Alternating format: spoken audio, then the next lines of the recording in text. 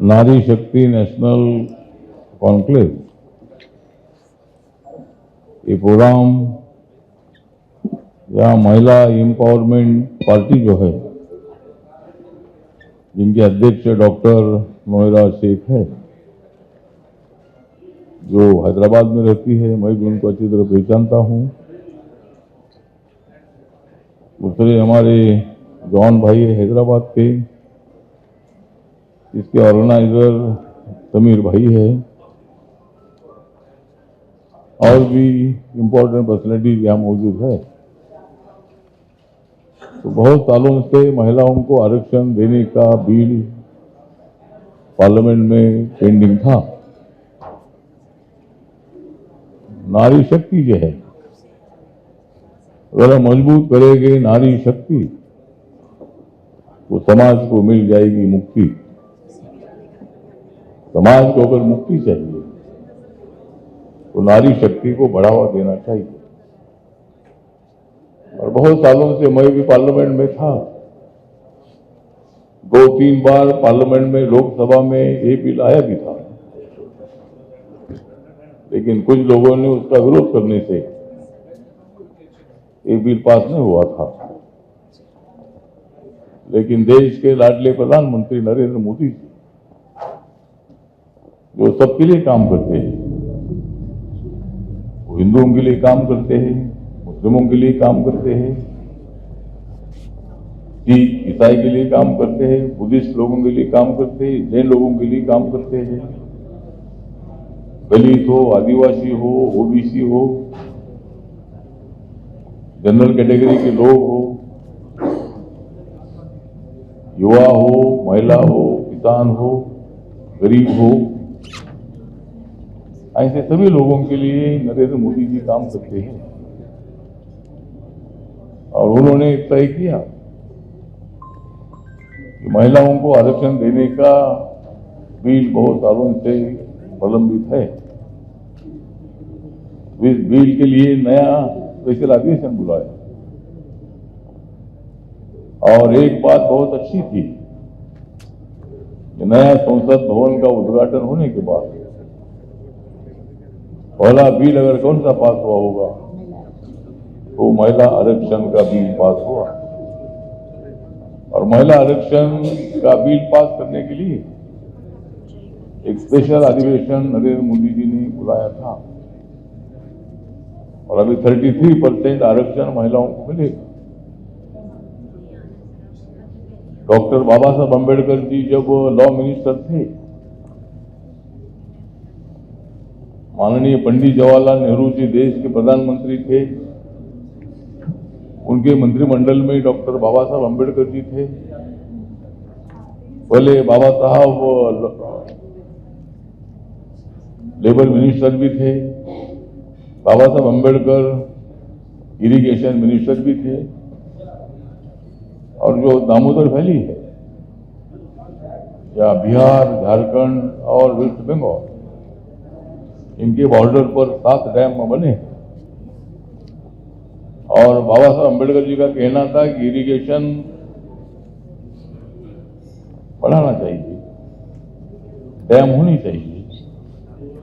Dam अगर हो जाते हैं, अगर नदी को बांध डाला जाता है तो उसका डैम बनता है, तो डैम का पानी लोगों को पीने के लिए भी मिलेगा, जानवरों को पीने के लिए भी मिलेगा, पंछियों को पीने के लिए भी मिलेगा, खेती को मिलेगा, जो फैक्ट्री चलती है उसके लिए पानी मिलेगा।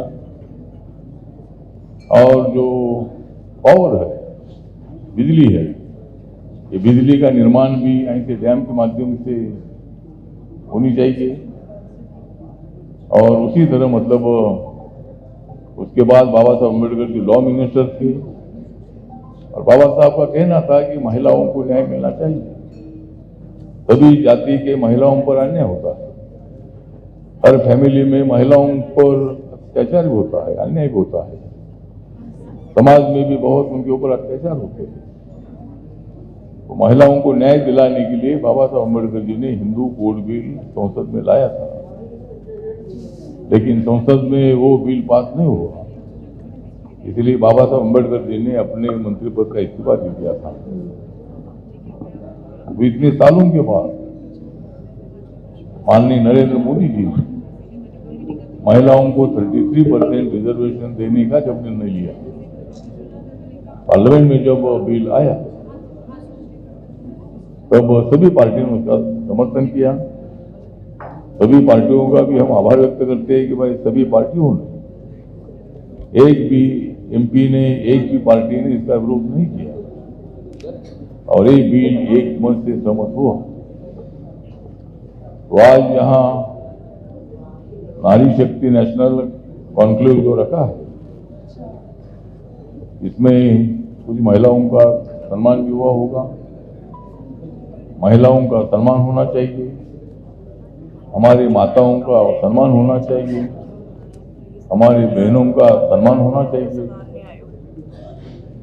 तो इसी तरह आज का ये प्रोग्राम हमारी डॉक्टर नोएरा से, ये भी अपनी एक पार्टी चलाती है, मेरी भी party Republican party of India है, जो पार्टी बाबा साहब अम्बेडकर जी ने स्थापित की थी। बाबा साहब अम्बेडकर जी इस देश के लॉ मिनिस्टर के बाद बाबा साहब अम्बेडकर जी ने ड्राफ्टिंग कमेटी के चेयरमैन के नाते संविधान में बाबा साहब का सबसे ज्यादा मतलब हिस्सा है। और पंडित जवाहरलाल नेहरू जी ने ही बोला था कि बाबा साहब अम्बेडकर जी ही इस संविधान के सही शिल्पकार है, आर्किटेक्ट है।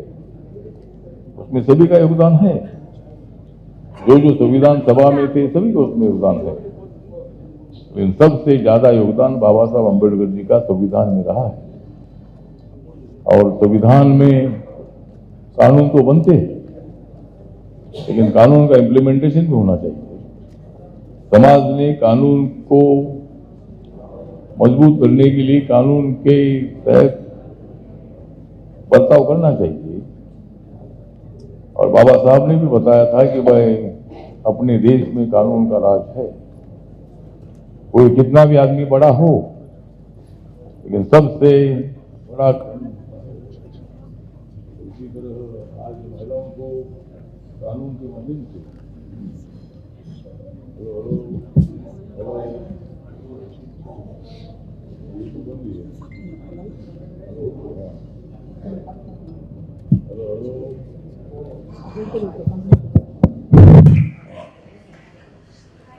तो अभी मतलब माइक बंद हो जाएगा, लेकिन महिलाओं का आरक्षण मिलने का रास्ता पूरा खुल चुका है। अभी महिलाओं का रास्ता कोई भी रोक नहीं सकते। माइक बंद भी हो जाएगा तो भी हम माइक, बिना माइक भी हम महिलाओं को आगे लेकर जाएंगे।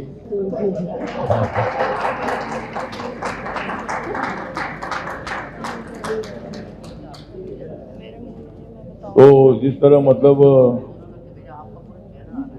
अब अपने देश में नारियां जाग रही है, अपने हक के लिए संघर्ष कर रही है। जिस तरह आपने देखा है आंगनवाड़ी की महिलाएं है, आशा वर्कर है, अपने हक के लिए बहुत बड़ा संघर्ष करती है। सफाई मजदूर महिलाएं वो भी अपने हक के लिए संघर्ष करती है। और जब आंदोलन होता है, मांग होती है, तो सरकार भी उनकी मांग मान्य करती है। माननीय प्रधानमंत्री जी ने लोकसभा में राष्ट्रपति के अभिभाषण का उत्तर देते हुए भी आशा वर्कर और आंगनवाड़ी वर्कर के महिलाओं का जिक्र किया था और उनकी जो समस्या है, समस्या हल करने के लिए हमारी सरकार काम कर रही है। आज नरेंद्र मोदी जी ने राज्यसभा में भी बताया है 2024 में हम 400 पार करेंगे। इस बार मोदी सरकार और हम करेंगे 400 पार और इंडिया आघाड़ी की हो जाएगी हार। तो ठीक है, वो तो कोई की हार होगी, क्या होगा होगा, लेकिन हम जीतने के लिए मतलब हमारा पूरा विश्वास है।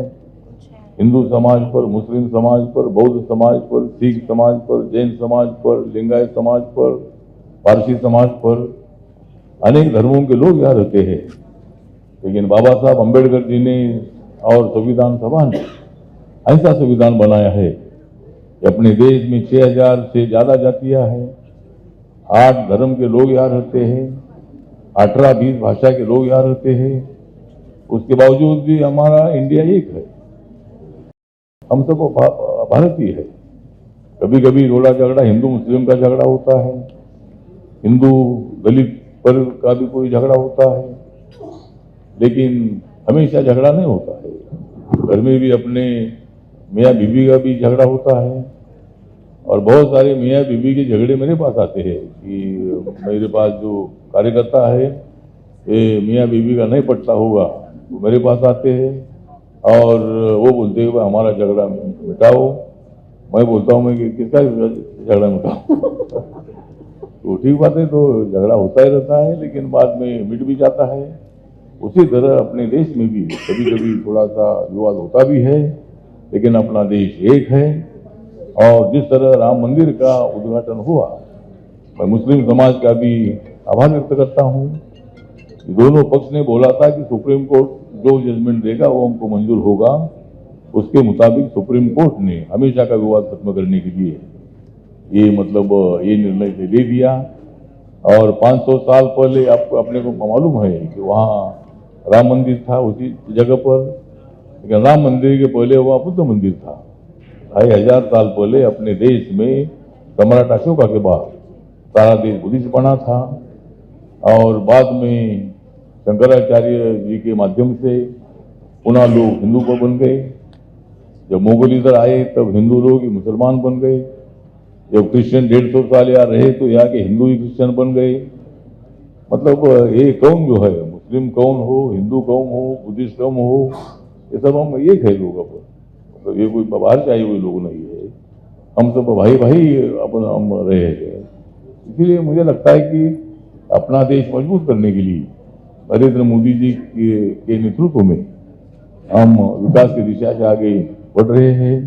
नेशनल हाईवे बहुत अच्छे बन रहे हैं, घर घर तक सरकार की योजनाएं पहुंच रही है, और हम सब लेके काम करेंगे।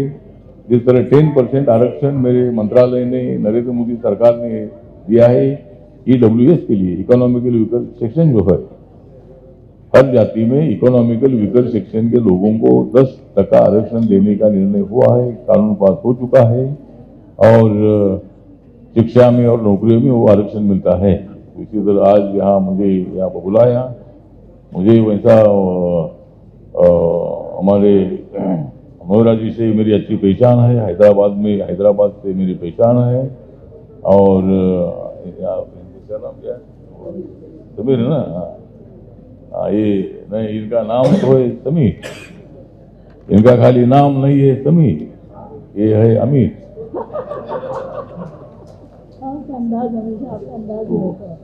तो ठीक बात है। तो समीर भी यहाँ है, वो भी एक्टिव है, और आप सब लोग आज प्रोग्राम में आए हैं। तो मुझे यहाँ आने के लिए देर हो गई, थोड़ा सा गैप हुआ था, आपका इन्विटेशन वैसा मिला नहीं था। प्रधानमंत्री जी का भाषण 4 बजे का खत्म हुआ, और उसके बाद मैं लंच करने के लिए मैं मेरे कोठी पर जा रहा था, तब हमारे हेमंत जी का मुझे फोन आया कि ऐसा प्रोग्राम है। तो मैं फिर आते आते थोड़ा ट्रैफिक भी लगा था, तो आपके बीच में आने में मुझे बहुत बड़ा आनंद हुआ। और नारी शक्ति को मजबूत करने के लिए मेरी पार्टी हमेशा आपके साथ रहेगी।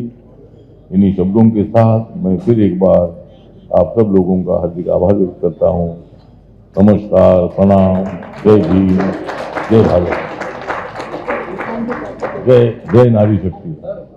जी हाँ, इसी के साथ ही एक छोटा सा तोहफा है। There is a beautiful memento जो मैं चाहूंगी कि मैम अपने शुभ हाथों से सर को दे।